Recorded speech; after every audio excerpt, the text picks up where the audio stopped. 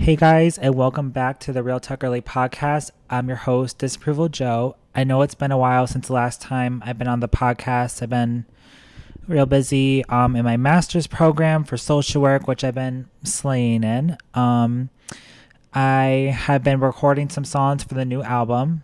I have two of them done right now, and it should be out this upcoming April. So I'm super excited to share that with you guys. But as of today, I am here with two good friends of mine, and they're going to introduce themselves right now. Hi, I'm Major. And I'm Rocco. So I met Major a few months back. He was a new barista at the Starbucks that we've talked about in a few podcast episodes ago.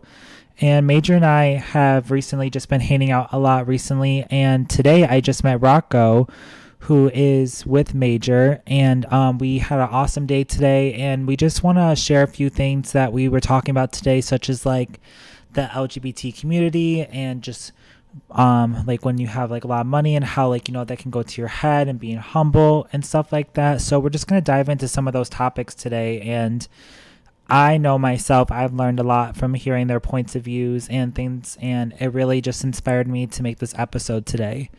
So, Major, I just wanted to first touch base of like, how did you decide to even like, get to Starbucks? Like how would you say that path led you there? Oh God, I mean, I started at Target originally. Like, I started at the Starbucks at Target because like that's where I started working originally because they were starting at like 17 an hour. And listen, I was broke. I was a college student. I had no money. I was just getting out of high school, and I'm like, listen, they're the highest paying place. I know a lot of people there, and so I'm like, I'll just go there. And so I went there. They were paying me bi-weekly, which I hated because I got Ew. $600 every Not 2 weeks. giving. No, it was bad because it was like, I'm like, oh, I worked like 20 hours this week. I'll get my paycheck. Wrong. I got it 2 weeks later and it was only $500. And I'm like, oh my God. And so I quit there because I got hit up from my manager literally every single day being like, can you cover this shift? And I'm like, no, I didn't want to deal with it because if it's my day off, it's my day off. Don't bother me. Right. So I decided to stick in that same path because I'm like, I already know what I'm doing. I've heard a lot of good things from, the place that we used to work at. And I just switched. And it worked out until it didn't. But, Yeah. yeah. I mean, it was good until it wasn't. I mean, I'm not doing anything now. I'm dog sitting. So that's turning out good. But yeah. So what would you say was like partly the reason why you left Starbucks, if you want to talk about that? Like the original place or? The one that you were with me. Oh God, our manager, our old one, her. Like, I mean, it was that, and it was just there was too much drama, And I mean, I was just like, Starbucks as of right now, it doesn't stand for a lot of the things I agree with, which is why I only really go there if I know I'm not gonna have to buy anything. But like, I mean, it's just a lot of the stuff I don't agree with there, and it's just, I mean, our manager didn't treat me good. You already know some of the stuff that happened between us, and I mean, honestly, there was just a lot of drama. Like, I loved everybody there and everything, but it was just like, it wasn't for me. And especially because like doing college and doing school and then having to report back to a manager that doesn't really understand that you have a life outside of work was not something that I wanted to deal with. And so now I got my own, I wouldn't call it a business, but kind of a business, and I make my own schedule. If I don't want to go to your house and watch your pets, I'm not going. So yeah, I got my own stuff going on. It just sounds like, and I know like from the experiences that I've seen and heard from you, is like there was like a lot of lack of empathy with that manager and you, and I noticed that a lot. And I feel that particular manager had a lot of favoritism towards Definitely. certain individuals, and for some reason she did favor me, and I never thought that was fair that she didn't favor other people, and she just kind of handpicked. And I feel like especially like when someone was new, because like you were new at our store, I felt like right off the bat she just like was not a fan of you, and Yeah, I felt the same way. she was like that towards like a lot of people that were new. But it was just like one of those things of like, I feel like sometimes when you work in retail or food service, like there's like cliques of people, and it's hard to like work with people like that, let alone be social with them. And I, for one, don't like to like try and force myself to be in cliques. Like if I'm gonna be friends with someone, it's gonna happen naturally. Mm-hmm. And I feel like there's a lot of clickiness at times, and there still is now, but like I take all of that like with a grain of salt. Like, I go in, do what I gotta do, talk to a few of my friends there, and that's it, but I don't feel I have to force myself to be liked by a manager or a group of people. I think that's very like high schooly, and Oh, definitely. I've had Yeah. my fair share of that in the past, and I don't want to get in that toxic environment again. So I totally get it. Well, and that was like the thing that bothered me, and like I had a lot of conversations with a lot of our other coworkers about it. Is it's like she definitely did have favoritism, but she had favoritism towards people that like overworked themselves. Not to say that you overworked yourself, but it's like I had a very set schedule, and I literally told her, I'm like, I'm not working more than 20 hours a week. Right. And when she started to push that, which she started scheduling me for 22 to 23 to 27 at one time, and I told her, I'm like, I can't do this because it's like I'm a student. I told you, like during the interview, I literally said to her, I'm not working more than 20 hours. I can't. I mean, here and there, if I have like a less like hefty schedule, if it's like winter or summer break or something, I'll work 25 max, but like I cannot do more than 20, like 30 hours. And like she was saying to me like all of this stuff, like, oh yeah, that's fine and everything, but then like I would see people pushing themselves doing 40 hours overtime a week, and she always loved those people. But then when I Right. did the work, she would call me a quitter and all of this stuff, and I was like, I don't really know what I'm doing wrong because I told you my hours and you're pushing me. So I don't know what the Yeah. problem was. I think like like for me, I've always done 40 hours, and I do my matches full time, record full time, whatever. Like, I gave in to what she wanted, not because I felt I had to, but just because I'm used to that kind of like pace. Yeah, I get And it. she liked that. Yeah. Yeah. And that was definitely her thing, is that it was just like, I mean, not to say it's like, it's not that you like necessarily gave into that, but that's just stuff that you're used to, and that's the stuff that she just so happened to like, which Right. is fine. But it's like when you're working with college students, especially, or even like me, like I'm 19, but I was 18 when she first hired me. And it's like when you're working with people in that age range where it's like, that they have schooling, you cannot expect them to do 30 hours a week. You can't. Right. It's like, and I told her during the interview, I'm like, I can't do more than 20. She was fine with it until she wasn't. She would text me literally every single weekend being like, hey, can you cover a shift tomorrow? And I'm like, no, it's my day off. Like, sorry, I have homework to do. And then her response would be, okay. And I'm like, sorry. Like, And I don't like know what you you want me to say. said, like you let her know ahead of time, so it's not like it came out of thin air. So, and I feel like that happens a lot. Like, like we have like a lot of college students right now during the summertime, and their availability is obviously high right now because they're not doing school. But once they go back, they're going to either go below 20 hours or just quit altogether. Oh, yeah. And Yeah. then the management will get very upset with that. But it's like, you knew this was coming because they told you about the situation. Yeah, and I mean, I gave her months notice anytime I needed to, like, when I went to Bermuda with my sister, Yeah. when that whole thing happened. So, what initially happened was that I had this trip planned to Bermuda for months, and I let her know ahead of time. Like, Right. during the interview, I told her, I'm like, I'm going to be gone in March because I'm going to be literally in a different country on a cruise. And I got that time approved and everything. It was completely fine, And granted, it was my fault that I didn't take an extra day out of my time off. But at the same time, it's like, what the problem was that she scheduled me. So, okay, I was leaving for New York City Saturday morning at like 10 a.m. Okay. She scheduled me for an 8-hour, a full shift, closing, everything, 30 minutes after I got out of class on that Friday. And I had called in. My first ever time calling in, ever. Okay. The only ever time that I called in was when I got COVID and I literally couldn't show up. And so the thing is I called in. She gave me like really bad attitude over the phone, being like, oh, well, it's obviously not an emergency because you requested to have somebody cover your shift yesterday, and so obviously you already knew that you're going to be calling out today. I don't really see why you have to call in today. Like, you knew about this, like, just unnecessary stuff that she didn't need to say, Right. because the way that I look at it is, as far as she is aware from a management position, I could have had a family member die yesterday, and today was like the wake or something, or grieved, whatever. And so she knew about this trip. I had kind of expected her to give me a bit of, like, little bit of leniency, give me that Friday off, or at least put me on for a 4-hour, because I would have no time to pack, no time to say goodbye to my mom because I wasn't going to be seeing her for an entire week. And she didn't. And so I called in, and she basically gave me really bad attitude. And then she ended the phone call by saying, okay, well, you have two options, and if you don't come into work today, I'm going to be writing you up. And I'm like, okay, you can write me up then. And then she texted me back saying, okay. And I'm like, okay. And so I showed up the next day at 10 a.m. We were leaving for New York City that exact day, and I showed up with my 2 weeks handwritten in an envelope with her name. You guys, envelope. I'm going to tell you something right now. I have been at this Starbucks for 3 years. Never once have I seen someone write a 2-week notice, let alone let someone know. People usually just never come back, which I know is crazy and shitty, but they just do that. But this guy right here wrote like perfect handwriting, envelope sealed, everything, and gave it to her.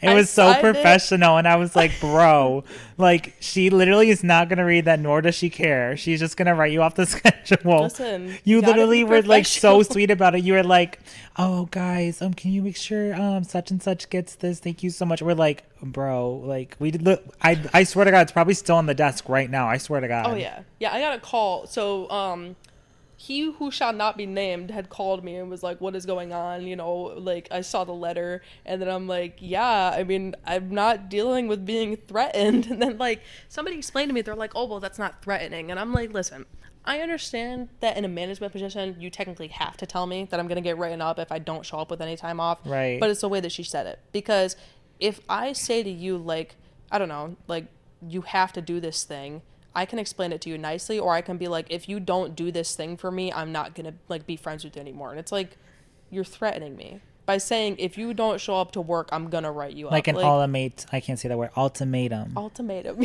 Why was that so hard? Yeah. So, I mean, I don't know. I just, like, I wasn't going to deal with it. And so I showed up, put in my 2 weeks, and done. And that was it. Yeah. And I did not show up again. I mean, I worked my full 2 weeks, but it was like the last day, it was me and another coworker's last day. We left the Starbucks laughing in the parking lot because it was like, we were like, damn, we're really never going back. Yeah, that was a very interesting day. I think the thing that did it for me is like, once again, like this particular manager, I never had issues, but I never agreed of how she handled certain coworkers such as you. Mm-hmm. And we are very busy one day, and she was the type of person, if something fell short or didn't go as planned, she would take it very personally and let everyone feel that frustration with her. So bring everyone down, to say the least. She could not handle stress. Like, no. At all, ever. And I remember you were on the bars, and we were getting mobbed, and we finally, had a minute to breathe, and you wanted to wipe down. And then all of a sudden we started getting more drinks, and you were still wiping down stuff because it was like disgusting. Like there was like base and milk all over. It's like, obviously. It was like sopping wet. I remember that. It was so nasty. And then all of a sudden, like out of nowhere, the manager goes up to Major and just calls Major, like, are you going to be a quitter? Are you a quitter? Like, like in a very like nasty, very firm, aggressive tone. Mm-hmm. And then I remember you were just like, no, like I'm not a quitter. No. And then like, then the manager was just like, well, get back to making drinks. And I'm over here just like, making drinks myself. And I was just like in awe. Like I was just like, no way this manager just went up to this barista, let alone who's only been there. I think you were only there like what, maybe like your third month or something. Like, you were like still fairly very new. I don't even remember how long I had stayed there. But like, I mean, somebody else was trying to tell me that I was only there for a month. And I'm like, I feel like I've been there longer. But that was the second time I had worked with her. And like I remember that day so distinctly because I was trying to restock, because when we get minutes to breathe, like normally I'll go run and do restock because like when we're like, I don't want to be out of stuff. It's like, because the problem is like if we're out of a certain like strawberry base, for example, it takes us like it takes us like longer to get the strawberry base than it does to actually make the drink. And so it's like I was restocking, I was cleaning, I was doing the fridges. And I remember she had said to me, she called me quitter, but then I said, I'm like, I'm just trying to clean. And she's like, well, cleaning isn't important right now. And I'm like, isn't like cleanliness a big part of our job? Dead ass. I'm like, I don't understand. And then like I had left, she had said to me, the whole quitter thing came from that, but she had said it another time where it was like, she said to me, she's like, because I was on register, and so she said, can you go make those 2 drinks on bar? So I made 2 drinks. I didn't see the other ticket come through. I left. Okay? I left the 1 ticket there because if you tell me to make 2 drinks, I'm going to make 2 drinks. Right. And so I made the 2 drinks that she told me to make. She's like, you left a drink here. And I'm like, oh, I didn't know. Do you want me to make it? And she's like, oh my God, no, it's fine. I'll just do everything by myself since you want to be a quitter. And I'm like, dude, I'm like, what is your problem? And so then there was another instance that exact same day, a lady came in, she wanted to redeem her birthday reward, but she didn't have the app. All she had was like this really old gold card. I didn't know how to work that because I was still like, I was still new at that time. And so I'm like, hey, can you come help me with this?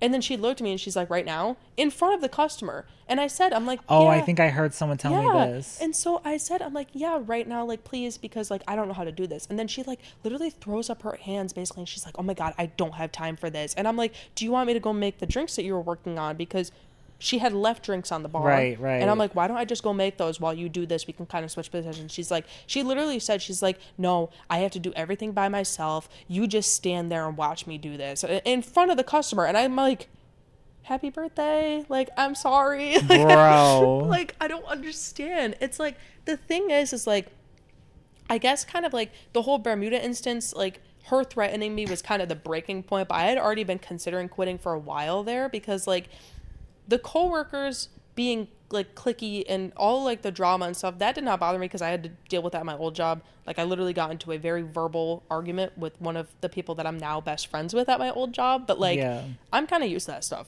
Again, I was fresh out of high school. That didn't bother me. Right. But what bothered me was the fact that this like 40-year-old woman cannot handle working in the same environment that she claimed to excel in, saying, oh, during the interview, she literally said to me, she was like, this place would be in shambles without me. This place was horrible when I, like, and then she literally, dude, that same day that she called me a quitter, oh my God, I never forget it. The same coworker that I was talking to you about that, when we left, we were both laughing in the parking lot together. Yeah. Me and her were having a conversation about it because, the manager, when everything got cleared up, when that whole rush was over, I think you were on your lunch break, she turned around and looked at everybody and she's like, I gotta be the best manager on bar in all of the Starbucks. And I looked at somebody and I'm like, what is she talking about? And then she like turned and she's like, Major, aren't I the best on bar? And I'm like, yep. Yeah. And she's like, I dare any manager from any other Starbucks to come 1v1 me at drinks. And I'm like, listen, I don't want to be mean, but you just kind of made like 4 drinks wrong. But Papa, you do you, I guess. Like, I don't know. I'm just like, you're a whole grown woman. And if you guys are wondering, this manager is no longer at this store. Oh, yeah. We would never say she is gone and now is working at a new store. Yeah. But yeah, let's just say it was not an ideal situation for Major or other people. And I don't know why she favored me and maybe like 2 other people and that was it. But Major was not one of the lucky ones. I know. I'm like, well, a lot of people quit. A lot because of of that individual. 100%. And they had told me that she was the reason why. And like, I mean, I feel like that's so like sad, you know, because it's like, I mean, it just sucks because it's like, there's way too many people right now that abuse their power in management positions that make people have like their first jobs be horrible experiences. 100%. And it's like, there's so many people, like, I mean, everybody's saying like, oh, people don't want to work. And it's like, because of managers like that. Right. I wouldn't want to work there. I don't work there anymore because of that. But it's like, especially if that's your first job, you're never going to want to work in an environment like that again. Right. And you're going to think that every single place is like that when it's not. Especially because like you're a young kid, like you started like when you said, you were 18 and it's like, you know, like when a young generation is introduced to something that toxic, it's not going to motivate them to want to work in retail, food service, whatever, let alone maybe work period with like management and stuff, because like it introduces it as something so toxic and like power dynamic of like, you know, like managers and higher ups to have that authority and power to make you feel worthless or not important, or you can't even go on a vacation, let alone if you gave a notice. Yeah.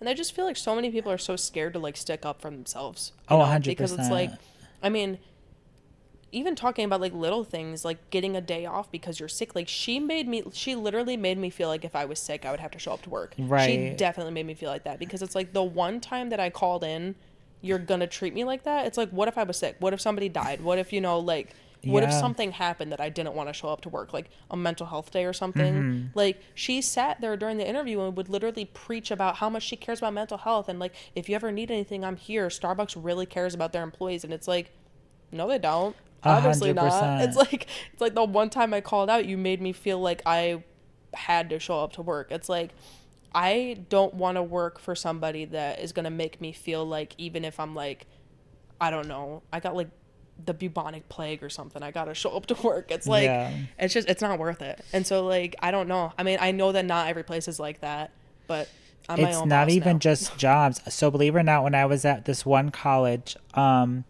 it was for my bachelor's degree, and I was in this class, and so the professor said that we can't miss more than 3 classes. I'm like, okay, and if you miss three or more classes, you'll be dropped a whole grade level. That's crazy. So, but wait. So I would have to drive to campus and everything, you know. So, it was my 3rd class I was going to miss. Now, remind you, I've done all my homework, all my quizzes, everything turned in. I have an A in the class, to say the least. So I have epilepsy, as everyone knows.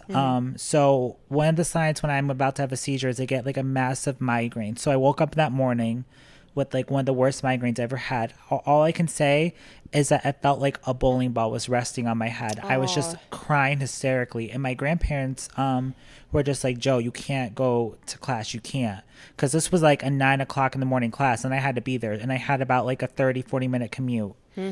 And they're like, Joe, you can't drive like this. She will drop me a whole grade level. Like how you said, like, you know, feels that like something is at stake that they can take away. You can't have a mental health day or nothing. Yet my professor had a kid who had epilepsy, and she's supposed to know this, and always preached about taking care of myself because I told her about my epilepsy. So, you know, so now I'm driving to get to this class, and that's when I had my car accident, and that's when I hit the house. Oh my God. So if that professor didn't put that fear in me, I would have had my license still, and I would have never been in that car accident. So I understand completely what you're saying about like the fear of like how people make you feel if you miss a day of work or school, whatever. They're gonna like put something at jeopardy for you. That's the first time ever hearing about your car accident too. That's what happened. Oh my God. And to this day, I still can't have my license because I have been having seizures. I have an appointment, you guys, this Tuesday. So wish me luck if I get my license back. It's been about 3 years. Oh wow. And it's been real hard. That's also why I've been like I said, I was busy with school and recording this album, but I've had a few partial seizures since my last podcast. So you know, it's been a lot, but I did miss talking to you guys and stuff. So thank you for sticking around for this podcast and waiting for the music and streaming the music we have out now. I love all you guys so much for that. But yeah, so it's just like, you know, like you said, if you're gonna preach about mental health or epilepsy awareness, whatever it is, fucking mean it. And 100%. Don't be like, you know, gonna drop your whole grade level, I'm gonna give you a write up. Like, it's crazy. Like you're being hypocritical. Like 100%. Pick a lane. Yeah, like I mean, I had, oh my gosh, I loved her so much. I mean, I had this one college professor last semester, technically 2 semesters ago, when I was first going to college, freshman, whatever, I don't know the term, but she was amazing. Miss Mann, I love her so much. That's her name. She was one of the best teachers I have ever had. She was so understanding about literally everything. Like, you could tell her, hey, I'm not doing good, I'm gonna miss an entire week, and she'd be like, okay, good. Like, not good, but cool, you know, like do what you gotta do. And then I just like the college that I go to, it's like so like it's kind of a hit or miss with the professors there, but like I've had nothing but great professors. Like they, one of my other professors, they're non-binary, Chels. I love them so much. I have them again this upcoming semester because I love them that much. They're the same kind of person where it's like, if you need something, you can literally talk to them. Like, they're like, I'm not legally supposed to give them my phone number, but it's in my contact list if you ever need that kind of stuff. Yeah. It's like, it's just, those 2 people were really like the 2 professors that I looked up to the most there, because it's like, and we're talking about school, that's why I got into this topic. No, but it's like, it's just, when you're talking about school and work especially, and you want to get into the topic of mental health, a lot of people fail to understand that it's like, people kind of put like having a job on this big pedestal of like, oh, you have to do it. And it's like, nowadays you really do, but it's like, I mean, if you can't for mental health reasons, or even just for like your own personal whatever, it's like, I don't know, be understanding, especially like with school or work or whatever. It's like, I remember there was one time, it was like, I don't even remember what. Oh yeah, it was because I had just lost one of my like best friends. They didn't die or anything. We got into a really petty argument over stupid shit, and we're not friends anymore. And I didn't really take it that well because I had known this person for years. And I remember I didn't want to show up to class the next day because I was like so miserable, you know? Like it felt like a breakup pretty much because it was so stupid. And I had texted, well, emailed, but I had emailed Chels about it. And I didn't really explain anything. I was very vague, but I said, I'm like, hey, like some personal stuff happened. I don't know when I'm going to be back. And they were just like, take as long as you need. You got good grades. You're fine. And I'm like, okay. And I remember like, I mean, I missed a test that day and they were like, don't worry about it. You know, and I'm like, you're going to pass me for that test. And they're like, you would have gotten 100 anyways. I'm like, okay. Yeah. Thanks. Like, you know, and like, it's just people like that really get you to stick with school because I mean it's like I mean I know so many people that have like dropped college or dropped their job because it's like the toxicity of like having power and holding it above your head being like if you don't do exactly what I want you to do, I'm going to threaten this thing that is like keeping you like some cases keeping you alive, you know, because it's like you got to at this point you got to work to live as much as I hate saying it. It's like and managers kind of ruin that because it's like you can get fired so easily. Right. It's like, it's just stupid. And the irony of it is like people say we're so desperate for workers and stuff like that, but then they're so quick to fire them if they I know. don't benefit them one day or something because of a mental health day, whatever the case may be. But the only comment I want to say about that is that I do believe, like, you know, like when you had like your days, like you said, like that loss of a connection with that individual friend of yours, like, you know, and, you know, when people know you on a work level that you get your work done, stuff like that, they are maybe going to help and adjust to your liking. However, there are some people in this world that take advantage of people's kindness. Oh, yeah. And 100% they see, do. Like, the thing that it makes me really upset is that it just takes a handful of those people to ruin it for everybody. And that's what I think is wrong. It's like, take someone like you who got all your work done like that professor said and all that kind of stuff, but let's say there's 3 or 4 people in that class that aren't like you that don't do that. So because of those 4 individuals, they ruin it for everybody. So if you weren't there for that test, everyone's gonna get failed for it. Oh, yeah. It's like, why should we do that? It's like, why are we gonna punish someone who does everything and more, but then, you know, people who don't do nothing, you know, they still keep getting those freebies and that. It's like, I feel like we need to, I know that there's rules and regulations with things, and I understand that, but, you know, I feel they can be bended and adjust for people with situations like when there's loss, mental health days, and stuff like that. However, when people take advantage of them and do it every single day, then that's when I feel a real conversation needs to happen with those 2 individuals and be like, what are you playing? What game are you playing? well, and that's what happened at my college is it's like I had a lot of professors be like very, I mean, they were very, like, they're like, show up to class, you know, like if you don't show up to class, like participation credit, which is Right. only like 5 points. It's not that big of a deal, but I mean, it's still 5 points, but it's like, you know, they would explain it's like showing up to class is very crucial. I'm not going to post any of the notes online. Get it from somebody else, you know? And like, I feel like to an extent they should be more understanding, but I feel like having that ability to reach out and be like, this is what happened. Can you please send me the notes for the day that I missed? And they would understand that. But it's just like, especially with college, too many people kind of expect you to be an adult about things. And I don't think that's fair. Like, I really don't, because it's like, I don't even like the term adult, even though I just used it in a negative way, but it's like, when I say adult, I just mean maturity level, but I feel like certain people can't handle certain things. Like, you're never gonna really know how to grieve. If something does happen, like, I don't know, if you lose like a pet or a family member or a friend or something, it's like, even if you're in your 50s, it's like, you lost somebody. You can't be expected to act a certain way. You can't be expected to show up like to work and we can't just have like a switch to turn it on and off. Oh no, you can't. Like, I mean, I'm technically I'm still a kid, but it's like I feel like I'm old enough to be able to process that kind of stuff, but it's like it's just hard because even little things like losing a connection with somebody, I'm never really going to talk to that person again. In my head, they technically really like that friendship died, you know? And it's like the professors at my college thankfully understood that, but I mean, there can be some people that don't, and it's like, would you rather me show up and not do my job as well as I would versus if you just gave me the day off and I show up the next day better, you know? Right. It's like, if you give me that time to get my shit together, I'm going to be a lot better the next day versus if you make me work while I'm upset. It's like, right. there's no point. And I feel like when you communicate and you like, compromise with individuals, not only are you going to be satisfied with the outcome usually, but also you're going to be able to show your full potential in that environment. Like you said, like, why have you go there if you're not even going to be there mentally?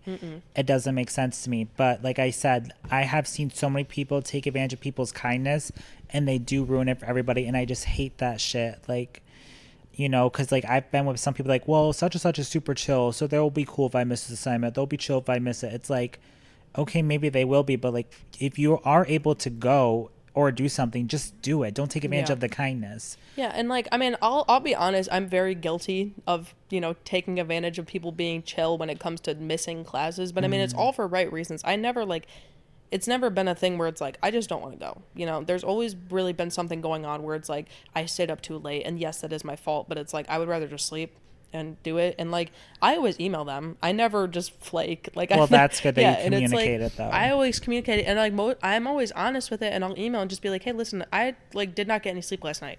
Is it okay if I don't show up to class today? And most of the time they'll be like, yeah, sure, that's fine. Like they don't care. But as long as I communicate that.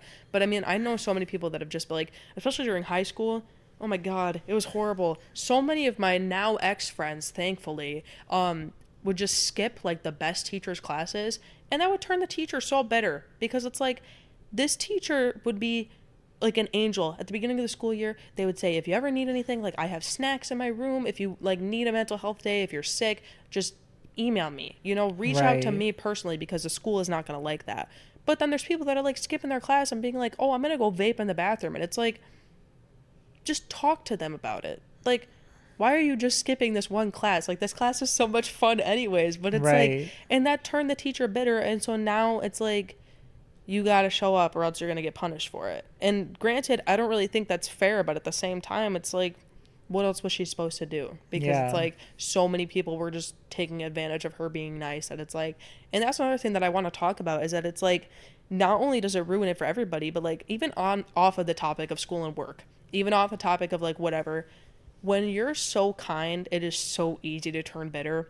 Like, so easy. It can be like, I don't know, one day you're giving everybody everything, and then one person takes advantage of you, and then you never want to do it again.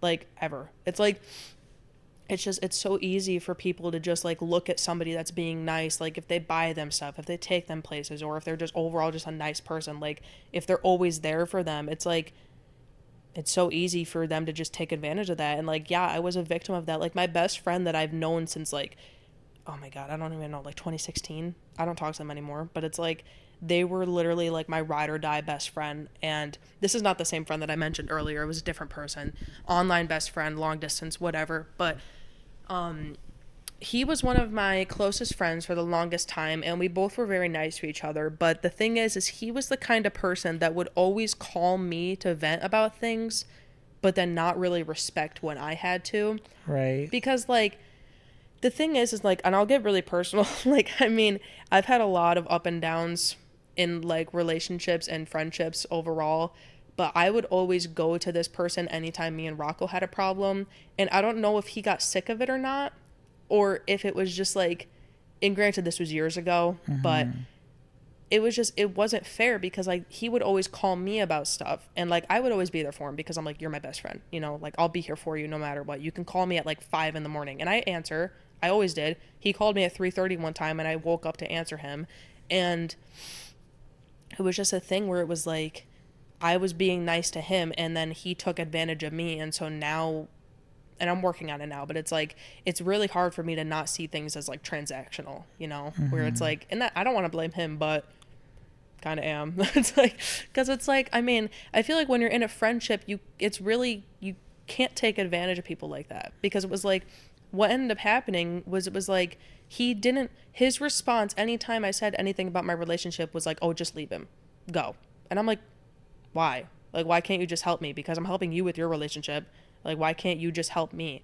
And then he ended up like not talking to me anymore because of whatever reason. I don't know if it was because I flat out told him, I'm like, I'm really kind of tired of you taking advantage of me, and then he didn't talk to me anymore. And I'm like, okay, now I see how deep the friendship really was. It was like one-sided. Oh yeah, 100%. And so now it's really hard for me to just do nice things for people unless I know that they're going to care about it, because it's like, whatever. Too many people have done that.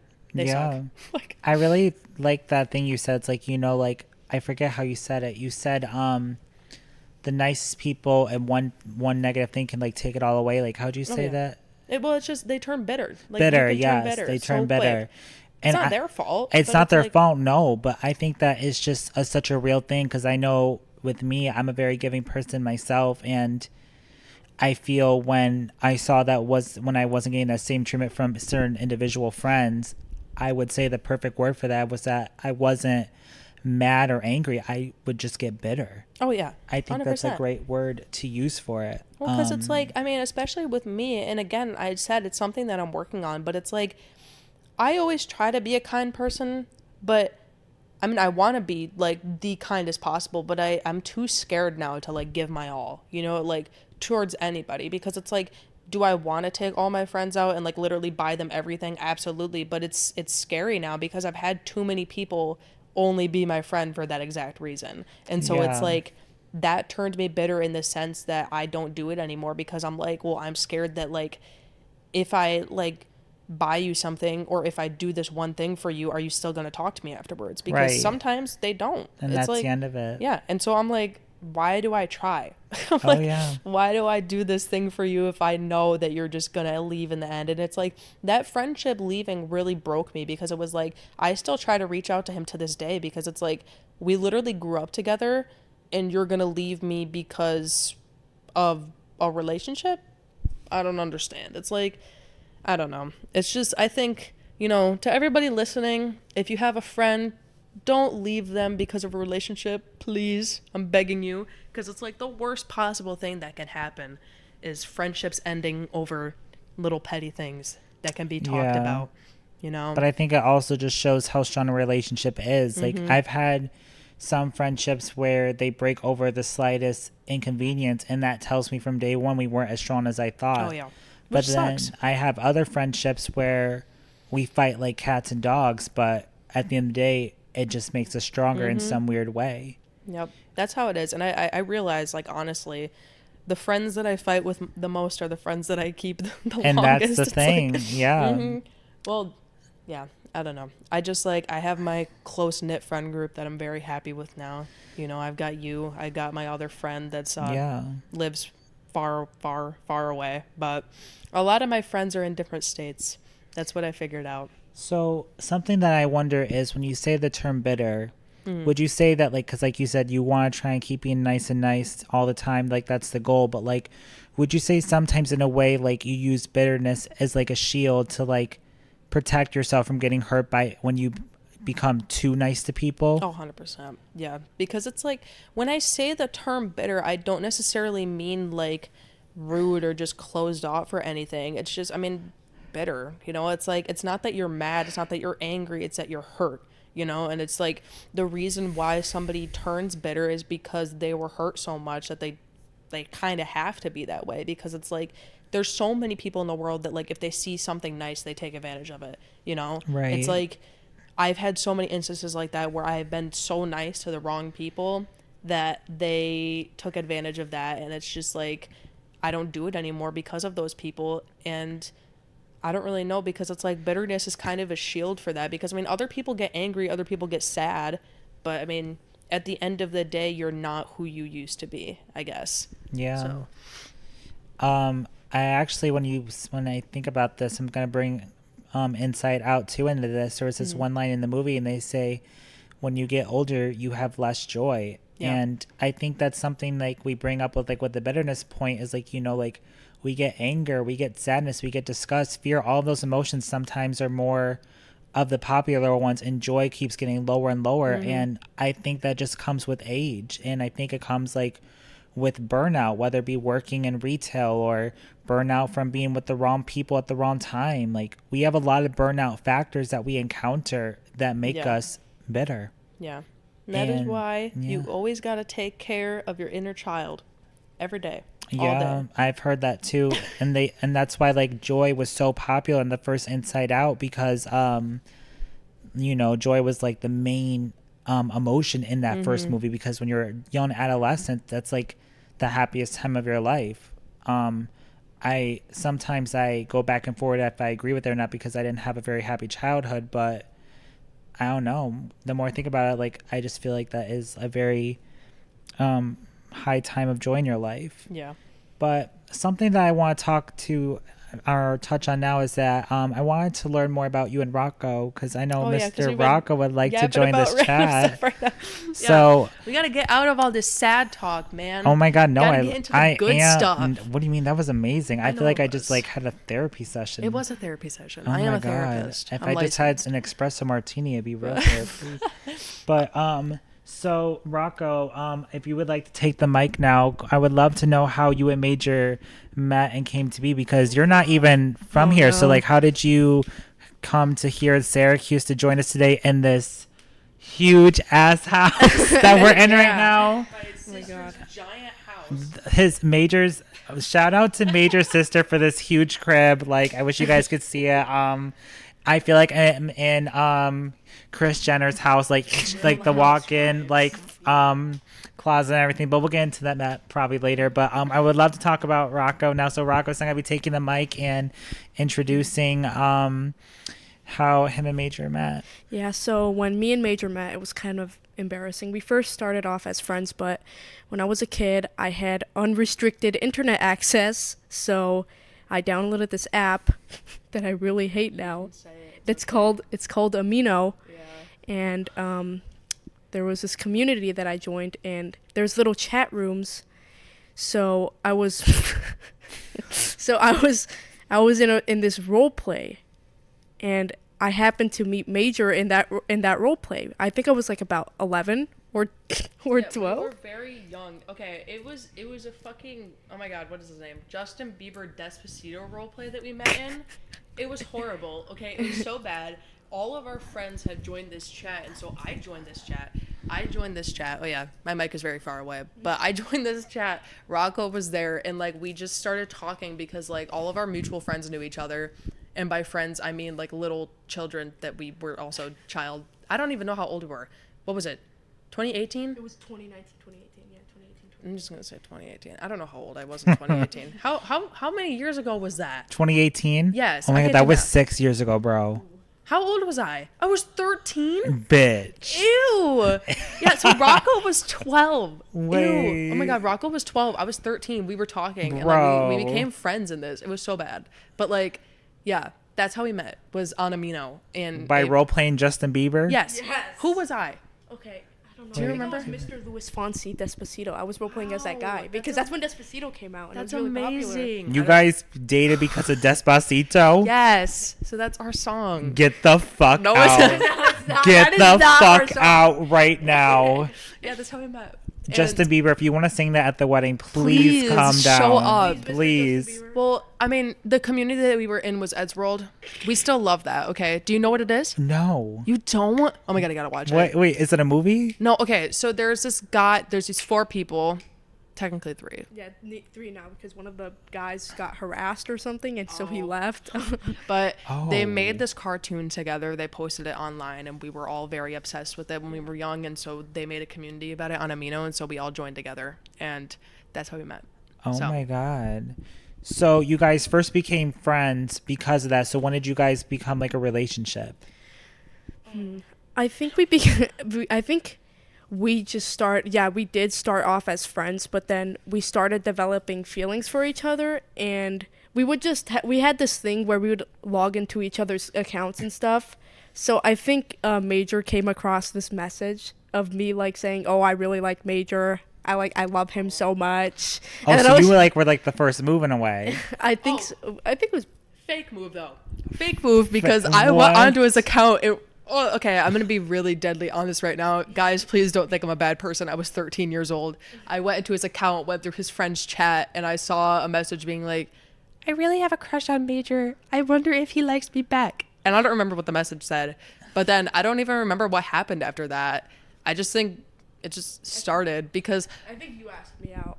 Oh, I did? Yeah, on Instagram. I don't remember any of this. Because I was deleting my messages, confessing my Delete love the for you. receipts. I was deleting them while he was in my account live. So I didn't say anything. I was just pretending that he didn't fucking see it. And then, so he then texted me on Instagram and was like, "Hey, do you want to like go out?" And I was like, "Yeah." Shit. And like during this whole time, we were making those stupid little childish, like, you know, hitting on each other things where it was like it turned real. And then it turned real. So I mean, we've been dating like 5 years, 4.5. I don't remember. But So like, when did you guys like first like meet in person? last year. Last year? Yes. And that was 3 years into Did the you meet relationship. him or did he meet you here first? He met, yeah. So he comes down here every summer. So, oh wow. I would rather be caught dead than go to California. I'm sorry, I can't deal with the heat there. Okay, if you that's think it's fair. hot here, Oh, I don't do the heat. I don't do the heat I'm either. sorry. There's no you way. guys, I don't do heat. No, I can't. I would literally rather like die than be hot. It's like in California, no. So Rocco, this is your second time here in Syracuse? This is my second time here in Syracuse. Now, would you like to tell the chat what you are obsessed with here in Syracuse? Oh my god, what am I obsessed with? I'm obsessed with the new place we just went to. It's called Brian's Landing. Yeah, Brian's Landing. I love that place. It was What so is that? Oh my god. Okay, no, we're gonna go there soon. I'm taking Joe to brunch, and we're literally gonna have so much fun. The butter cake. The butter cake. Y'all. No. So Brian's Landing is this little restaurant place near where we live, and it's very cute. And it's like owned by. It's a small little like restaurant type deal, but it's like really cute inside. I don't even know how to describe it. It's just like it's so good. You can look them up on Instagram. Brian's Landing, Jamesville. That's what it says. Oh my god. And they got all their food posted. They got live music Friday and Saturday. They have such good food. Rocco got the lobster rolls, but Rocco's not being honest, okay? What he's obsessed with is Charlie's, because every single time we go to the mall, That's he has what I to was get waiting it. for him to say. Yeah, no. We went there, and dude, oh my god, when I tell you this man has been bothering me to go to Charlie's ever since he got here.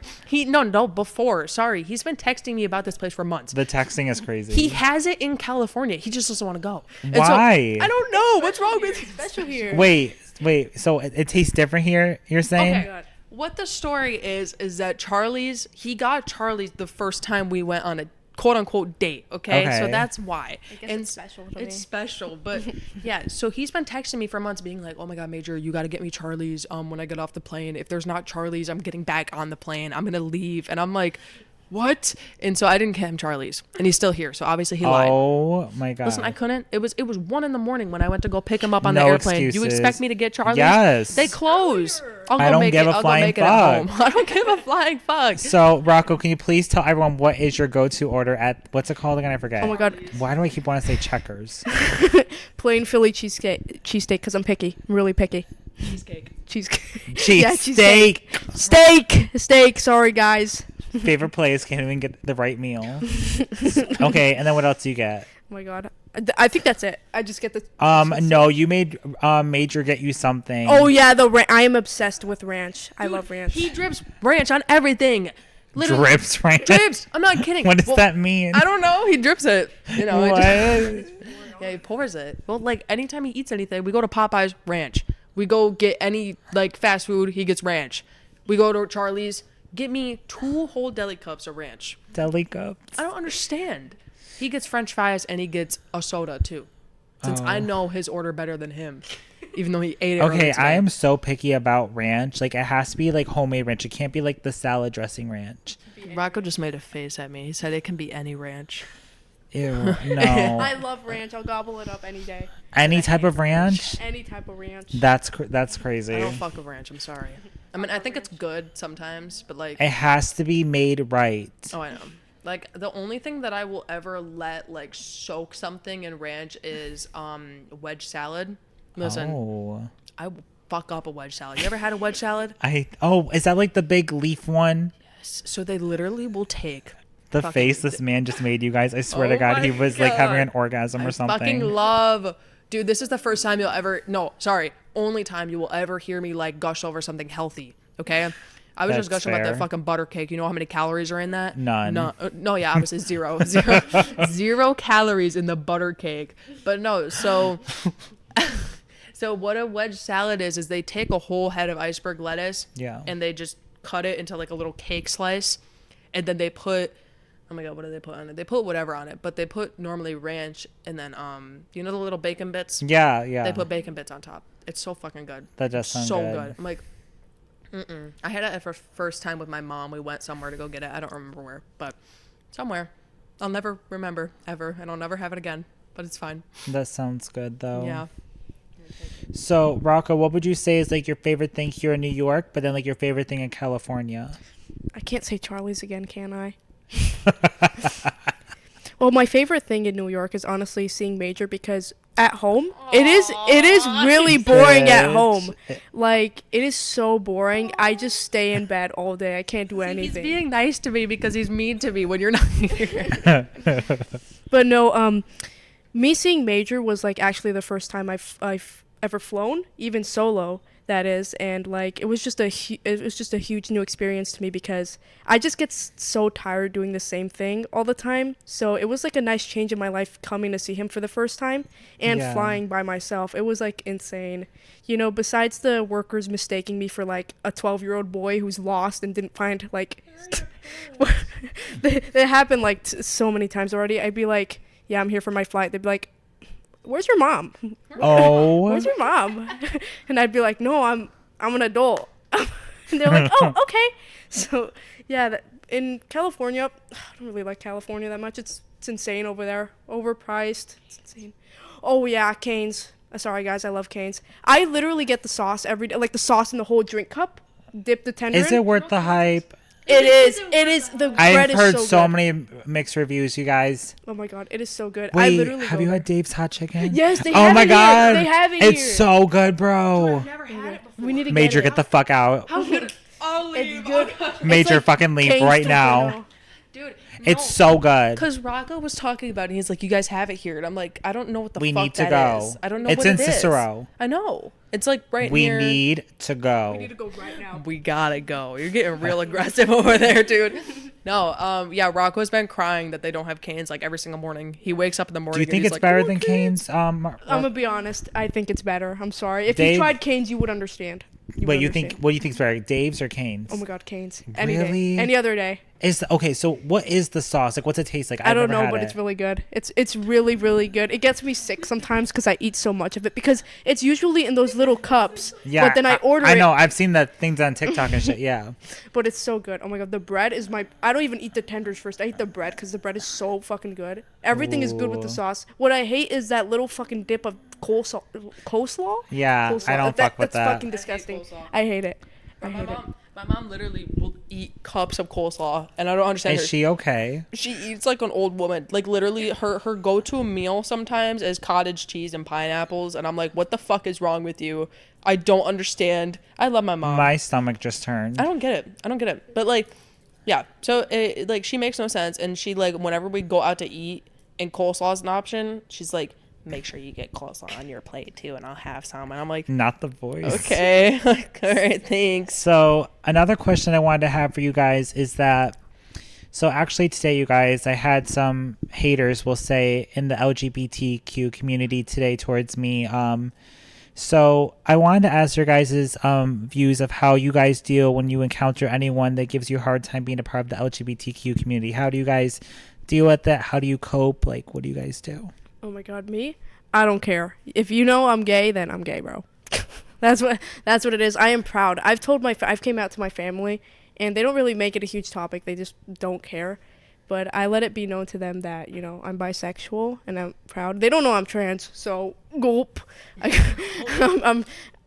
think they kind of get an idea of that I am, because, you know, I'm not really into like all that girl stuff, you know. Mm-hmm. So all that stuff. all that icky. No, I don't know. I mean, I just like, we're kind of in the same boat where it's like, I mean, yes, we do care, obviously, especially like, but it's like, it's not that big of a deal, kind of, because I mean, granted, I have never had like one-on-one like harassment. Yeah. Only on the internet. But my response to anybody that sends me like homophobic shit on the internet, I literally just say, I'm gonna kiss you. Oh, God, yeah, you think I'm so too. hot, Oh my don't God. you? Like, oh my God, there was literally this like 50-year-old man, full fucking like MAGA shit everywhere. Okay, like American flags, eagles in his profile picture. He's holding like a bass up and everything, and he's like, God Get bless the America. fuck out. And he like commented, and he's like, you're never gonna be a real man. You're a sissy that likes boys. And I'm like, you should tell your wife what we're doing. And I'm like responding like to his comments, and I'm like, God, you want to kiss me so bad. And then he's like, I'm sick of you sissies, then blocked me. And I'm like, damn. Wow. Listen, I think that he just needs to have some, self like recognition. He's got to go look in the mirror and just understand that, it's okay if he likes a little bit of dick. It's fine. Okay. It's okay. Literally. Even if you're 50, and even if, I don't know. Like, I tried doing that too, where I was just like in the TikTok comments where this guy was like, "Oh, I hate gay people," and I responded to him like, "I love you, baby boy," but it backfired though. This guy replied to me, he was like, "I love you too, sweet baby Rocco." I was like, "What?" Baby Rocco. I was like, and then I didn't say anything because I was shy. I didn't know I converted him. So one of my biggest haters is my dad. He sucks really bad. Like, he's weird. Okay, my family's very weird with all like, because they don't got a problem with any of like, being gay or any of that shit, because I mean they know with me, they're not necessarily supportive, but they don't give a shit. At least part of my family, my sister and my mom don't give a fuck, but my dad is like hater number one. He hates trans people, and he's very weird. He's like, I mean, he doesn't like it when I'm trans, but he doesn't care about anybody else, because like one of his best friends, their kid is trans, and he was the one that told me about it, and he like broke down and was crying and was like, I just want to tell you that they're trans. And I'm like, okay, thanks, Dad. But then he also didn't show up to my graduation because, quote unquote, he didn't want to endorse any transgender movements. That was her exact words. Wow. And then he went on to say, what did he say? He said to my sister that we need somebody like Hitler to come back into office to get all rid of these trans people. Shut the fuck up. Yeah. Oh my and God. So, I don't know. He's kind of not good towards that shit, but he's also the type of person that will never say it to your face. Right. So I have a lot of trans friends, and we went to the 4th of July party because that's a big thing that I have like every year. And I had some of my friends show up to it because it was a very last minute thing that I wasn't planning on doing. And so the people that showed up did. And some of them were trans, very open about it. You can tell type stuff, like not in a bad way, but it's just like, this said person that has a trans kid showed up, and they said it's just like coming to Pride all over again with you people, like not in a bad way, being like, I can tell. And like they were all funny about it. But the thing is I had a lot of LGBT friends just in general at that party. My dad will never say it to my face, never say it to anybody's face that he doesn't like that, but he'll say it in private. Right. And he'll make it very known. And I say to Rocco all the time, I think it's really funny that this man is a hater of trans people, and yet he wants to be American so bad. For context, my dad is an immigrant from Canada that likes to pretend that he's American, but he's really not.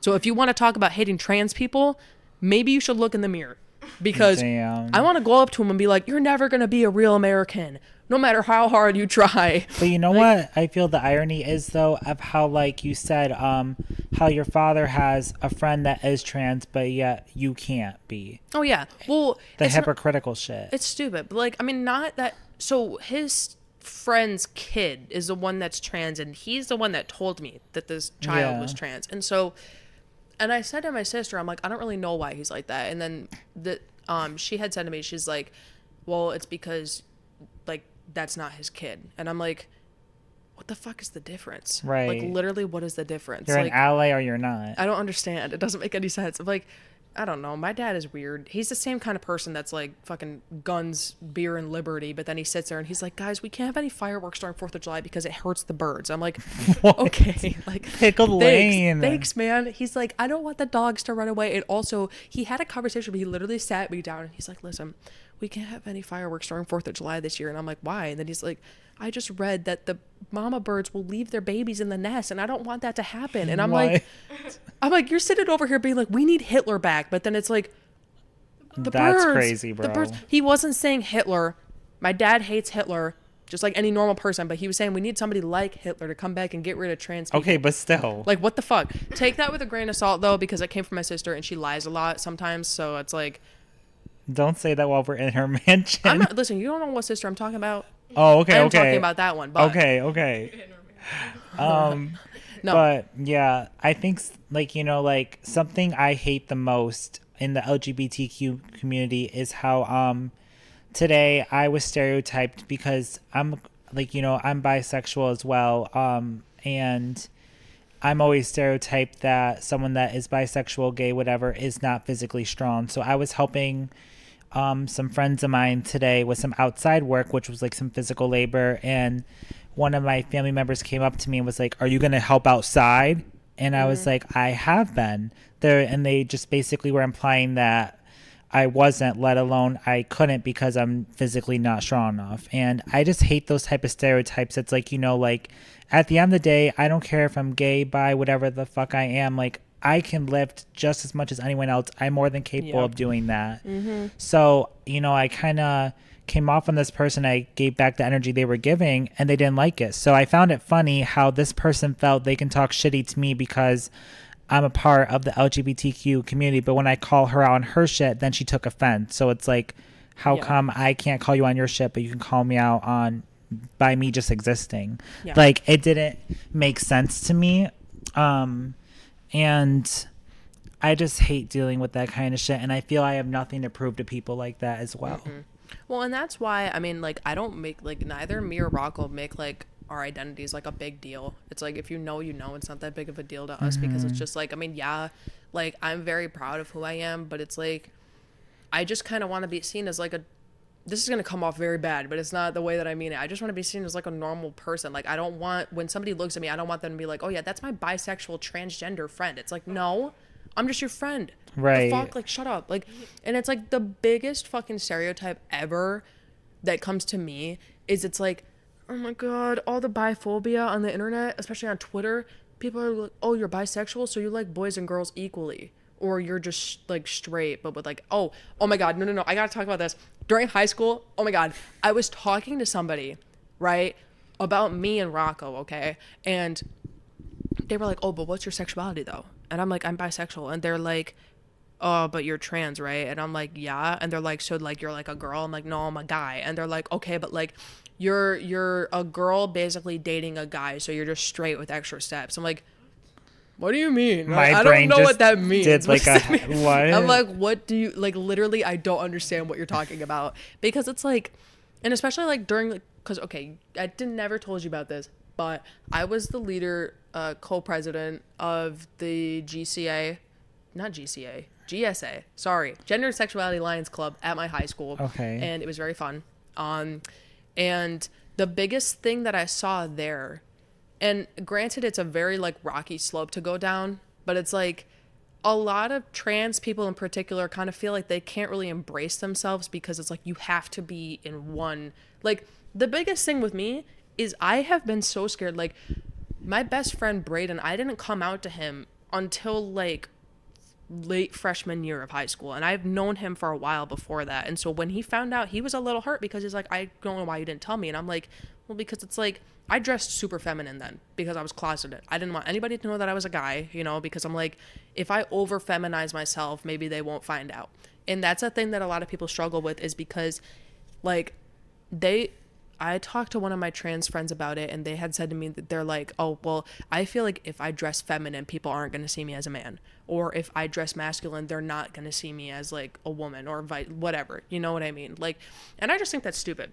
Like, if you look at a piece of clothing, does it like yell at you, I'm for boys or I'm for girls? No, it literally doesn't matter. If you're a guy and you want to wear a dress, who the fuck gives a shit?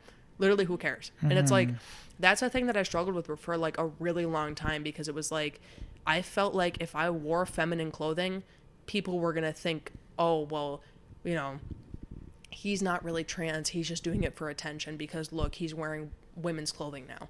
It's like, no. Now I walk out of my closet and I wear a fur coat. I wear pink. I wear fucking whatever the fuck I want, because I don't care. It's like, yeah, but it's like, and that's just like the thing. And it's like, if you want to dress a certain way, literally who cares? Because at the end of the day, it's your body. It's your life. People are going to judge you no matter what you wear. Like, I mean, I walk around with fucking hair on my legs all the time, and people judge me for it all the time because they're like, why are you a girl with hairy legs? And I'm like, okay, I don't know. Why are you 40 and divorced? Leave me alone. Right. It's like, leave me alone. But yeah, so I don't know.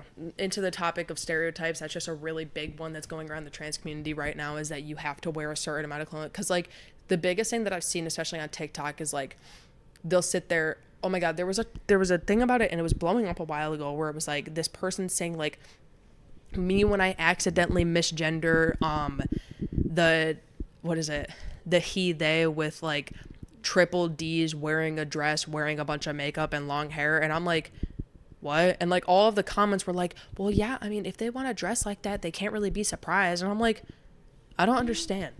I literally don't get it. It's like, why do you guys have to judge?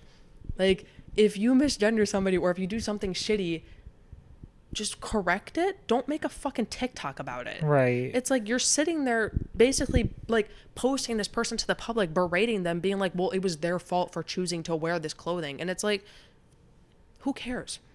Literally, I don't understand. But yeah, whatever. So yeah. I don't know. I kind of went off on a tangent there. Sorry. No, I think that you made a lot of good points, and I think it's great that you and Rocco are very comfortable being like who you guys are. And like you said, like, you know, like if you want to wear something that is pink or whatever, it's like, you know, stereotypically they're going to call it feminine and stuff. But at the end of the day, you make it what you want for yourself. Yeah. And I think that is really important. Like, you know, I know sometimes I like to wear things that may look feminine, like, but it doesn't define or change my gender or anything. It's just what I felt like wearing. And like you said, like, you know, like I feel I remember I did a podcast episode a few months ago, and my one friend said we have to put labels on things to make it easier for us to understand. Yeah. And I feel like we do that as like a filler thing, just to break it down to simpler terms. But I feel like sometimes, like, you know, if we had a world with no labels, I think in one way it would make things a little bit easier. But right now we have labels just to make it a more simpler society. But a lot of times I don't think that is very helpful. But the bottom line is like, you know, like you said, it's your body. Dress to what makes you feel comfortable and confident. And I feel, you know, like, and I've said this before too, is like, you know, you're not doing it right unless you have like one or two haters. Like, you know, I feel like, you know, being a little controversial doesn't hurt. And I feel like, you know, sometimes it's cool to be outspoken, a little controversial, you know. That's why I love doing my music, because it's so raw and so real. And the lyrics are things like, you know, people will be scared to say, but I'm not afraid to say them in my songs because it's what I feel and I feel needs to be said. And I think sometimes, a lot of times, people like to keep things very in like boundaries and just like do like play like the safe game. But like, I want to be bold and blunt to inspire people and to help them get things that are buried within their chest so they can say them out loud. And I do that when I talk to people by doing these podcasts and my music and just everything, because I don't want people to feel restricted. And something that happened today with me and Major is that Major and I and Rocco were shopping, and Major wanted to show some explicit things to me. And he was just like, you know, like, has our friendship reached this status? I said, it's always reached this status for any of my friends, because like, if they want to talk to me about things that may be too much or, you know, like TMI, whatever, I don't believe in TMI. Like, I don't care what you say to me. Like, I am all ears. And I feel like that should be that with anyone, you know. Obviously, there's some boundaries for some people because of like PTSD or, you know, they're not ready to open that door. But overall, like, I'm always willing to listen to what people have to say, no matter what it is, without judgment. Yeah. No, I'm the same way. Like, especially with like my online friend group, like, really the only boundary that we have is age. Because like, I won't really talk about like sexual stuff with one of my friends because he's like a literal child. He's like 16, and I'm like, you know, it's like, that's weird. But it's like, I've always like told people, like, even without like that kind of stuff, it's just like literally anything. Like, you know, like my friend would call me like talking about like their like, I don't know, abusive relationship with their parents, or like, you know, their relationship, or like literally anything like this. And like, they would always ask me, is it okay to talk about this? And I'm like, dude, if you need help, just come to me. It's like, you know, and it's like, I understand that some people can't talk about that stuff, but I just think that so many people are so scared to just have conversations because so many people put labels on it as controversial when it's really not. It's like, I don't really think the word controversial should be used unless it's actually something controversial. You know, what am I saying? Controversial. I don't know. It's like, No, I get it. I like, get it. I feel like that's such an internet, like, it's on the internet way too much. And it's just like, so-and-so controversy, but it's like they got caught hanging out with somebody other than who they're normally hanging out with, and it's like that's not that big of a deal. And the media will do that a lot too. They'll blow things out of proportion all the time. Kim K caught hanging out with best friend. Shut up. I don't care. It's like, oh my God, stop the world. Oh my God, it's crazy. I literally don't give a shit. But yeah, I don't know. I mean, I've always been really open with my friends about like any topic, but I mean, I've kind of made it a habit to always ask on literally any topic, like TMI, or are you comfortable talking about this? Because again, I've had a lot of friends that aren't comfortable talking about literally like certain things, and so I just like to make sure to ask, because reassurance, it's for sure, is definitely important with stuff like that. But like, I'm the same way, like with you, like I'm open to talk about like with anything, as long as that person brings it up for discussion. Like, I don't care, whatever you want to talk about, we'll talk about it. Yeah. But with that being said, Major and Rocco, thank you guys so much for guest starring today on the Real Talk Girlies podcast. I hope you guys enjoyed your guys' time, and thank you guys for listening to today's podcast, and I hope you guys have a great rest of your day and keep that mental health in check, and look out for new music coming your way. Bye guys.